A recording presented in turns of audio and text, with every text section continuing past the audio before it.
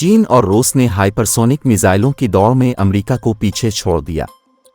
अमरीकी अखबार की रिपोर्ट के मुताबिक आवाज़ की रफ्तार से 20 गुना ज़्यादा तेज़ सफ़र करने वाले मिसाइलों की दौड़ में अब अमेरिका अपने हरीफों से पीछे रह गया है।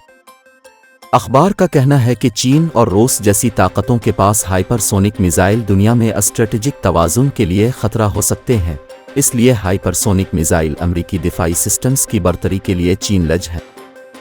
अखबार के मुताबिक हाइपरसोनिक मिसाइल का रेडार और सैटेलाइट से पता लगाना मुश्किल है और मिसाइल शिकन हथियार भी इसे निशाना नहीं बना सकते।